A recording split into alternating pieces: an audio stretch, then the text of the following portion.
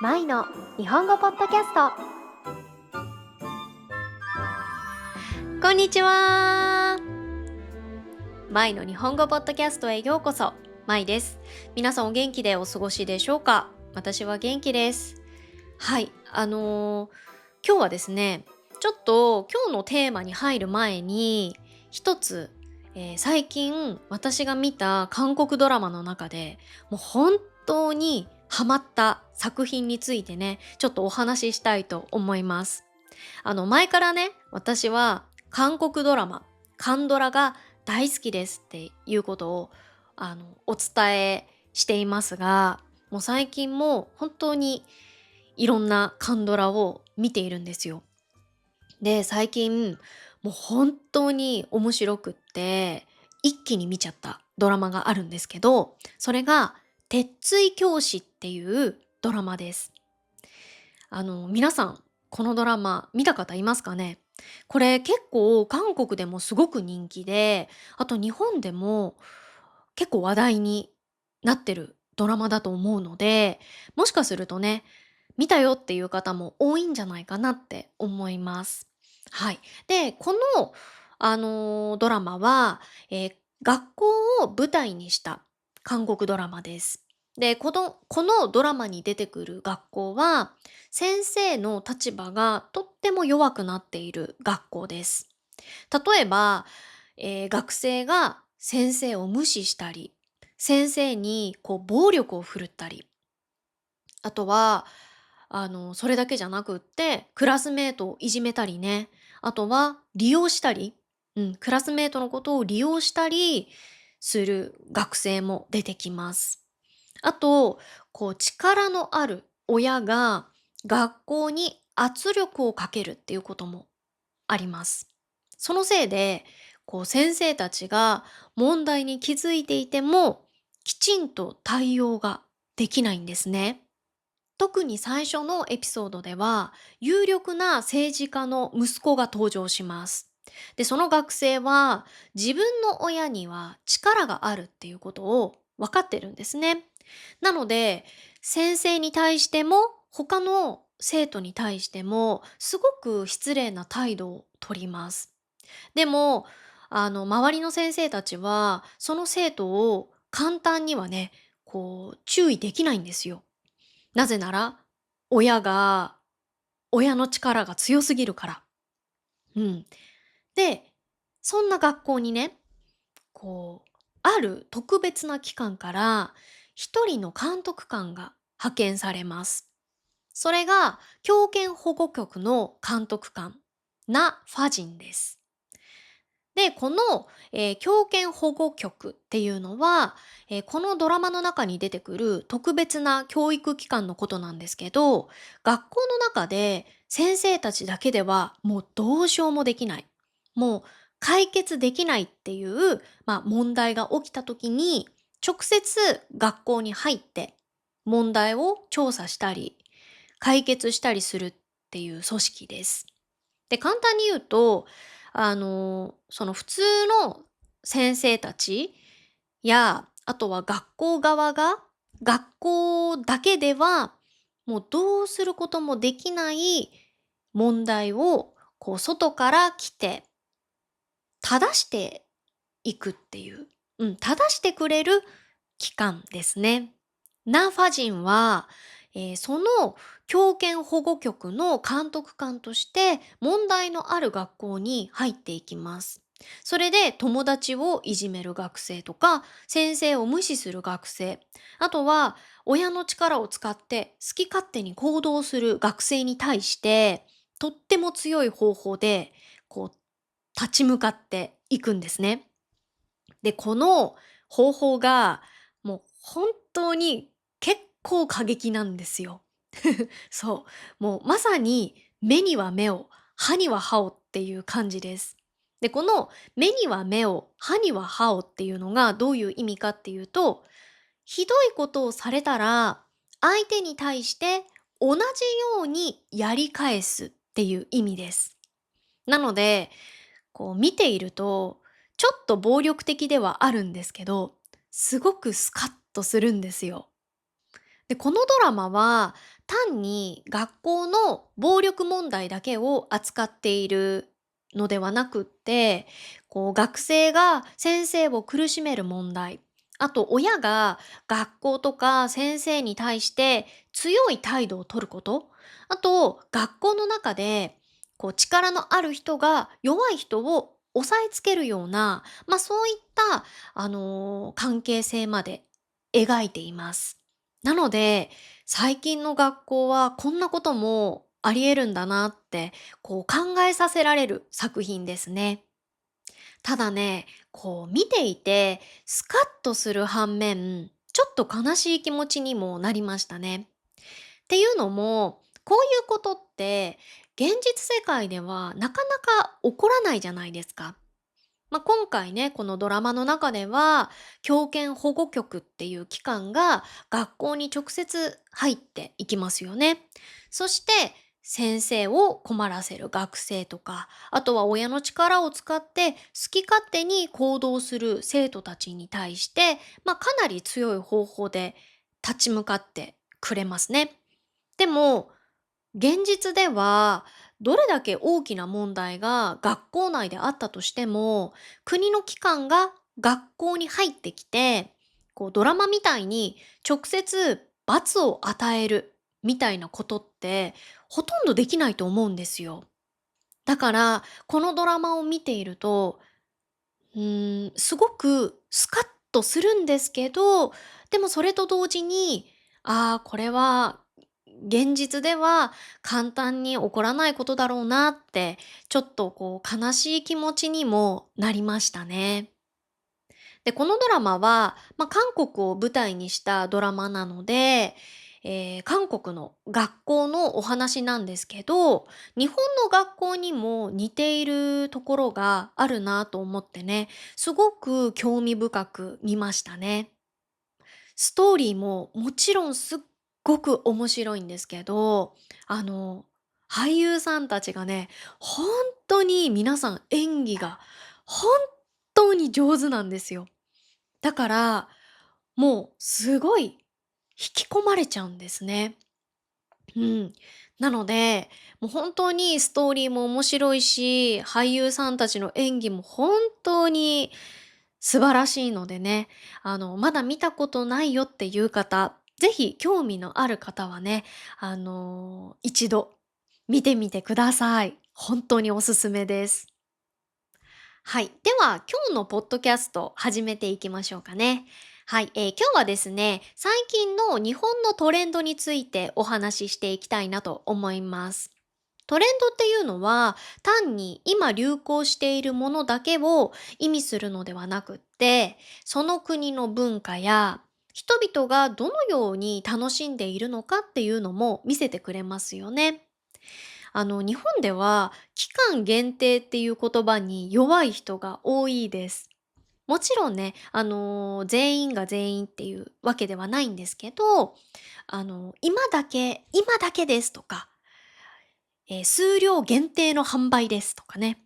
あと、この季節だけ販売しますっていう言葉を聞くと、ついつい気になって買っちゃうっていう。そう。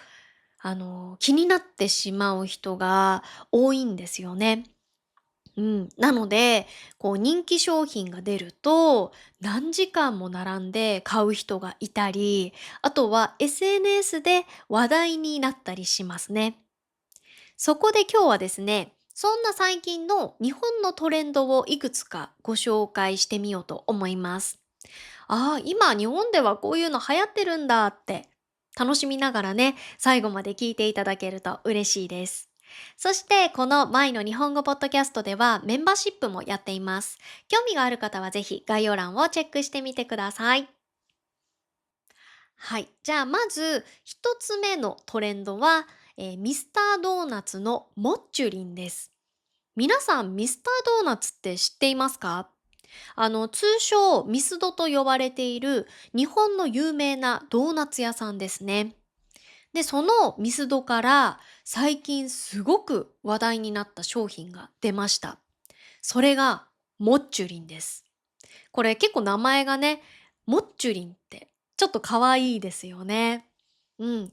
このモッチュリンっていう名前を聞くと、なんとなくもちもちしていて、で、柔らかくって、ちょっと弾力がある食感を、想像するかなって思うんですけど、名前の通り、本当にすっごくもっちもちのドーナツです。で、ミスドの人気メニューに、ポンデリングっていうもちもちしたドーナツがあるんですけど、そのドーナツよりももちもちしていて、なんかね、ポンデリングの進化版みたいな、そんな感じのドーナツですね。このモッチュリンなんですけど、去年初めて出た、期間限定メニューで、今年もね、また期間限定メニューとして発売されました。で、今回3種類の味で、きなこ、みたらし、いちごの味が出たんですけど、これがね、予想以上の人気だったんですね。ミスタードーナツの公式発表によると、第1弾の商品は7月中旬以降、原材料がなくなり次第終了。ちなみに、いちご味は先月の6月末で終了したそうです。で、本当はこの後にね、第2弾のモッチュリンも発売される予定だったんですよ。なんですけど、それも中止にすると公式で発表がありました。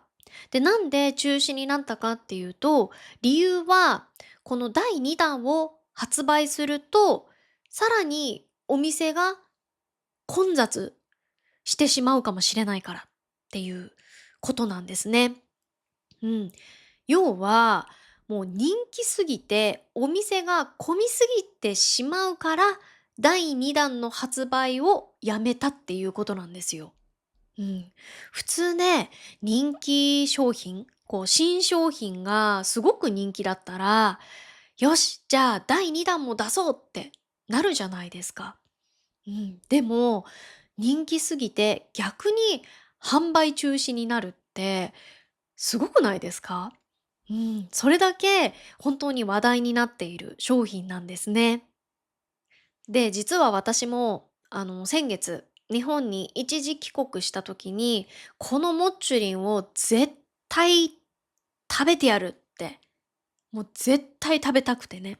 そう。ミスドに並びました。はい。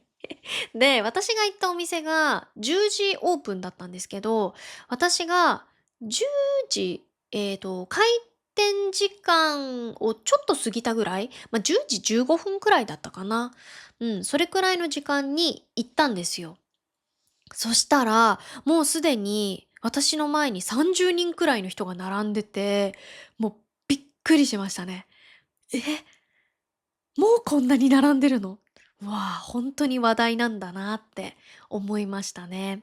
そう。で、私は今回、きなこが一番食べてみたかったので、きなこを狙っていたんですよ。で、そのきなこと、あと、みたらしは買うことができました。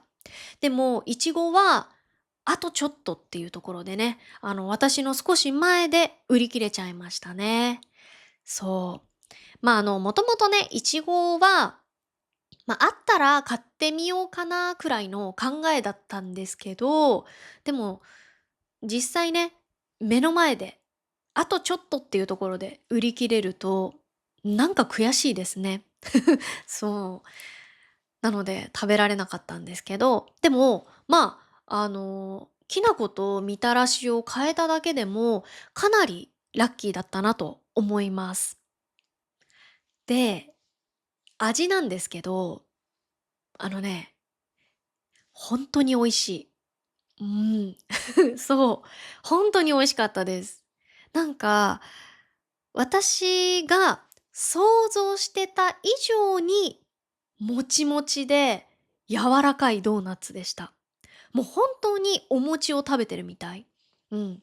で、もうきな粉はもう本当に安定的に美味しかったですね。うん。で、正直私みたらしはあんまり期待してなかったんですよ。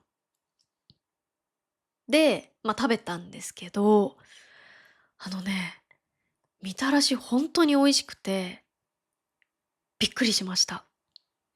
本当に、みたらし団子ってあるじゃないですか。そのみたらし団子を本当にちゃんと再現してるなっていう感じの、そんなドーナツですね。うん。なので、あの、本当はもっと買えたんですけど、あんまり期待してなかったから、みたらしは少な少ない個数しか買わなかったんですよね。なので、もっと買えばよかったって後悔しました。うん。その店舗によってはね、モッチュリンを買える個数が決まってるんですよ。で、例えば1人何個までとか、1家族何個までって決まってて、私は、3個まで、1種類3個まで買えたんですよ。うん、だけどみたらしね、3個買えばよかったなって、そう、ちょっと後悔しちゃったくらい、本当に美味しかったですね。うん。なので、そう。もう、また来年も期間限定でもし発売されたら、私多分またミスドに並ぶと思います。はい。今回のモッチュリンはね、本当に日本らしいトレンドだなって思いましたね。日本人がやっぱりこの一番我慢できないのが、まさにもうこの、期間限定とかね、数量限定みたいな言葉だからですね。うん。やっぱりこの言葉に反応する人が本当に多いかなと思います。そう。特にコンビニとかカフェとかドーナツ屋さんのようなところで、限定商品が出ると、単純に美味しそうっていうのを超えて、今食べないと食べられないかもしれないっていう感情が出てくるんですよね。そう。なので、今回のモッチュリンもまさにそんな感じでしたね。SNS でもうほんとどんどん話題になって、で、実際にお店に行列ができて、で、味によってはね、ほんとにすぐ売り切れちゃう。だから、食べられた人と食べられなかった人っていうのでね、分かれちゃうんですよね。うん。だから本当に食べられなかったっていう人も結構多いんですよ。そう。なので、モッチュリンは、ただ美味しいドーナツだから人気になったっていうだけではないのかなって思いますね。うん。今しか食べられないかもしれないっていうワクワク感と、あとは実際に並んで買う体験とかね。それを SNS に投稿する楽しさとか、そういったものを全部含めて一つのトレンドになったんじゃないかなって思いますね。二つ目はサーティワンアイスクリームのコラボ商品です。はい。このサーティワンは、海外ではバスキン・ロビンスっていう名前で知られている有名なアイスクリーム屋さんですね。日本ではサーティワンアイスクリーム、略してサーティワンと呼びます。このサーティワンが7月1日から7月31日まで動物の森とコラボキャンペーンを行っています。で、この動物の森っていうのは任天堂の人気ゲームです。本当に人気のあるゲームなので、皆さんの中にもやったことあるっていう方、多いんじゃないかなって思います。はい。で、このゲームは、可愛い動物たちが住む島で、魚を釣ったり、あとは虫を捕まえたりね、家を飾ったりしながら、ゆったりとした生活を楽しむっていうゲームです。他のゲームと少し違う点は、敵を倒したり、早くクリアしたり、あと高い点数を取ることが目的ではないっていう点ですね。うん。なので、この動物の森はよく癒しゲームとも呼ばれています。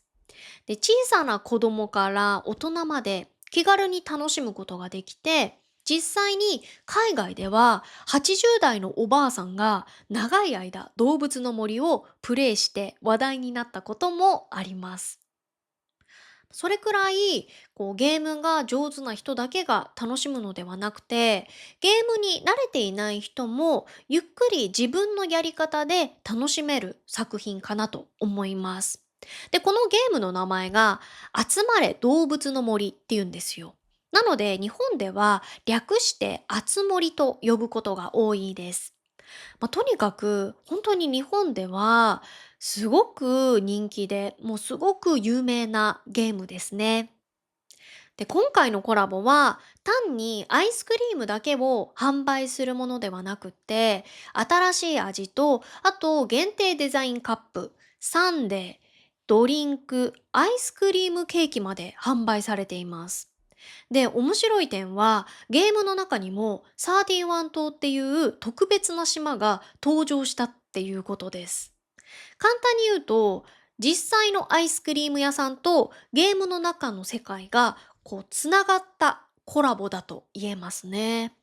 そう。だから、お店では動物の森のデザインのアイスクリームを買って、ゲームの中では31をイメージした特別な島を見ることができるんですよ。今回の新作フレーバーは動物の森夏の島のごちそうアイスクリームです。これは動物の森の世界をイメージして作られたそうです。で、森のイメージは梨風味のアイス。砂浜のイメージはリンゴ風味のソルベで、海のイメージは塩ラムネ風味のソルベで表現しているそうです。うん。この森と砂浜と海をアイスで表現するってすごく可愛いですよね。なのでもし今月日本の31に行った時にこのような味とか、あとは動物の森のキャラクターが描かれたカップを見たら、あ、これはあつ森とコラボした限定商品なんだなって思ってください。3つ目はガチャガチャです。皆さんガチャガチャって知っていますか？ガチャガチャっていうのはお金を入れてハンドルを回すと小さなカプセルの中に入ったおもちゃとかグッズが出てくる機械のことを言います。で、日本ではガチャガチャ、もしくはガチャって呼ぶことが多いです。で、これは何が出てくるかっていうのはね、開けてみるまではわかりません。この何が出てくるかわからないっていう点がガチャガチャの面白い部分かなと思います。昔はガチャガチャといえば子供用のおもちゃっていうイメージが強かったと思います。でも最近は大人も楽しむトレンドになりましたね。うん。キャラクターグッズだけではなくって、本物そっくりに見えるミニチュアとか、あとは食品会社とのコラボ商品、あと少しシュールで可愛い雑貨とかね。うん。そういったものが本当に種類が豊富でたくさんあります。で、最近は駅とかショッピングモールだけではなくって、ガチャガチャだけがたくさん並んでいる専門店も増えています。成田空港にもガチャガチャがずらーっと並んでるガチャガチャコーナーみたいなところがありますね。うん。だから本当にそれだけガチャガチャを探す人が増えたっていう意味ですよね。実際に日本のカプセルトイ市場は前年度より約39%も成長したそうなんですね。これ本当にすごいことですよね。昔は子供のおもちゃっていうイメージだったものが今では大きな市場になっているっていうことなんですね。そう、特に最近は20代、30代の女性を中心に人気があるそうなんですけど、今は男性も女性も、あとは子供から大人まで、本当に様々な人が楽しんでいます。実は私も日本に一時帰国した時に久しぶりにガチャガチャやってみました。そう。ちょっとついつい惹かれちゃってね、私が好きなお店が、そう、ガチャガチャを出していたので、もう私がやったガチャガチャは、すごいミニチュアの、おやつとか、あとは朝ごはんとかね、そういったちょっとミニチュアの、可愛いガチャガチャだったんですけど、最初はね、本当に1回だけやるつもりで回したんですよ。で、1回500円だったんですけど、あの、そう、回したら出てきたのが、ちょっと欲しいやつじゃなかったんですよね。そう。だから、ちょっともう1回やりたいなと思って、またもう1回500円入れて、2回目回しました。うん。そしたら、また同じものが出ましたね。そう。だから、もうダメだ。3回目はダメダメと思って、そう、2回で我慢しましたね。うん。で、同じものが2個出ちゃったので、1個はお母さんにあげました。で、最近はね、この人気のガチャガチャを自分の代わりに回してくれる人を探す、ガチャ代行みたいなものもあるそうなんですね。そう、例えば、近くのお店にそのガチャがなかったり、あとは人気がありすぎてなかなか手に入らない場合、SNS とかで、代わりに回してくれる人を探して、で、お願いするっていう人もね、いるそうなんですよ。うん。だからそれくらい、今のガチャガチャは、本当に人気があるっていうことなんですよね。最後はシール帳です。はい、以前ね、ポッドキャストで平成レトロについて話したことがありますよね。で、その時に説明したんですけど、最近の日本では昔の感性をまた楽しむっていう雰囲気が続いています。で、その中でも最近特に注目されているのが、まさにこのシール帳です。で、このシール帳は言葉通り可愛いシールを貼って集めておくノートとか手帳のことですね。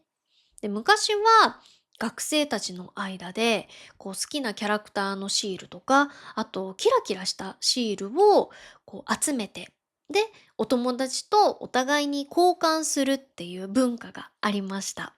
うん、懐かしいですね。私もシール交換めっちゃしてました。はい。でも最近、このシール文化がまた人気なんですよ。しかも今は子供だけではなくって、大人の間でもシール帳を楽しむ人が増えているそうです。SNS でも大人のシール帳っていう言葉を見かけることがよくあります。で、昔、子供の頃にシール帳で遊んでいた人たちが大人になってもう一度シールを集めたり、あとシール帳を作ったりして、交換したりね。そういったことをしているんですよね。それから最近のシール交換で面白いのが、レートっていう考え方です。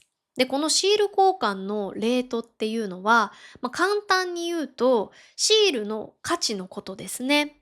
例えば、人気があるシールとか、なかなか手に入らないシールは、レートが高いって言われています。